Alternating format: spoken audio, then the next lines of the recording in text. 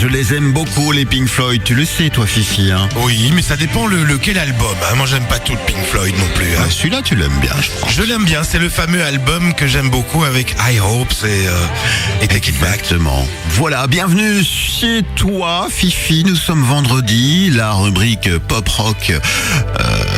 Pop rock. Oui, non. le 45 tours culte, tout 45 tours a une anecdote, et c'est moi qui l'ai, l'anecdote. C'est la pop culture des années 80, 90, on en est où aujourd'hui tu penses? Bon Bernard, aujourd'hui, c'est une chanson qui a été mon 11 septembre à moi. Tu sais, septembre. Oui. Vous savez la fameuse date que vous n'oubliez pas. Vous savez où vous étiez exactement et ce que tu faisais. Bref, c'est vraiment un attentat musical pour moi. C'est le choc. Bernard, je m'en souviens comme si c'était hier. C'était l'été 1984. J'avais 9 ans. J'étais à la piscine du Paradis, rue du Paradis à Braine-l'Alleud, piscine en plein air. Je sors du bassin tout mouillé et je marche sur le gazon pour rejoindre mon essuie. Et tout à coup, j'entends ça. À la radio. Des éléphants. Talk, oui. Talk. Un pur éclat de pop. Talk est un groupe, dans un premier temps affilié à la vague New Wave. C'est un groupe remarquable, avec une évolution stylistique des plus intéressantes au fil des albums. Mark Hollis, un londonien leader du groupe, avec sa voix plaintive que vous entendez derrière et stoïcienne, va nous plonger dans une ambiance très noire, très dark, comme on peut dire, très bizarre. La chanson Such a Shame nous transporte dès le début avec des éléphants criant dans la savane, un cri qui nous hypnotise nos oreilles et l'envie de l'écouter, ce morceau si particulier. Mais Bernard, une question que je me pose depuis des années. Les éléphants qu'on entend dans ce début, ont-ils vraiment souffert, tu crois? Sont-ils en liberté? Pour avoir un cri aussi aigu, tu le sais quand même, quand je me pose une question, ça amène quoi? À une réponse. Eh bien, vous êtes tous fait avoir comme des bleus. Eh bien non, ce ne sont pas des éléphants. Là, je fais tomber un mythe, une croyance. Mon Dieu! Mais cela vient d'un instrument, tout simplement. Ça s'appelle le variophone, qui est devenu par la suite un peu une marque de fabrique du groupe. Pour l'anecdote d'ailleurs, le variophone était cassé, et c'est donc bel et bien un instrument déréglé et en piteux état qui a donné cette incroyable note, faisant croire à un troupeau d'éléphants souffrant dans la savane.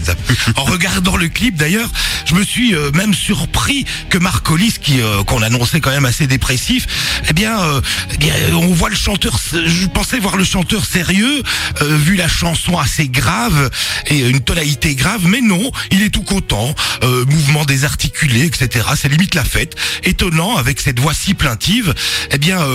Juste après ce gros éclat de pop de Such a Shame, après également 2 à 3 albums tubesques de Talk, le Talk a viré à des albums très dépressifs, dont Mark Hollis est le leader, plein de souffrance.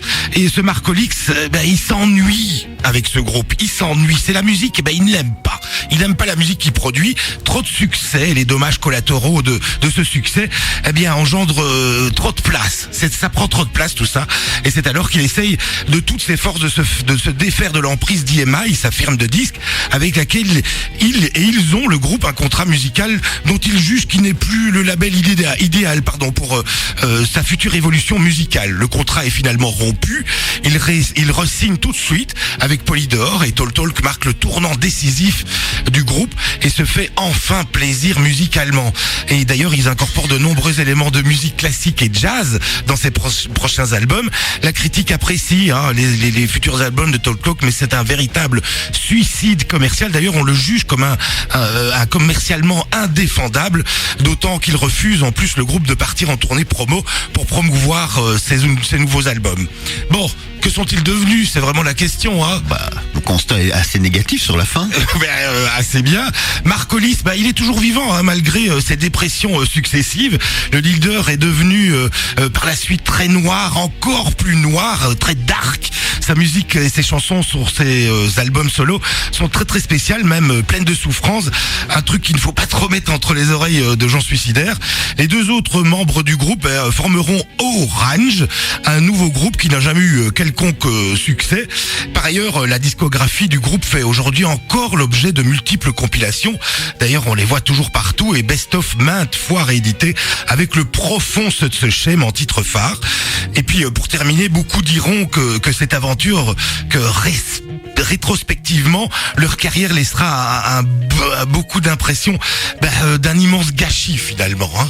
Mais oui, mais en même temps, et ça nous laisse des notes vraiment inoubliables revenues des années 80. Merci à toi pour ce partage d'informations cruciales une nouvelle fois. Oui, les éléphants, tu t'y attendais pas. Bah non, Tu as toujours cru que c'était des éléphants. Exactement, et j'avais mal pour eux. Tu vas l'écouter d'une autre manière dès à présent. Merci, vraiment. À la semaine prochaine. À la semaine prochaine. On se l'écoute. On se l'écoute.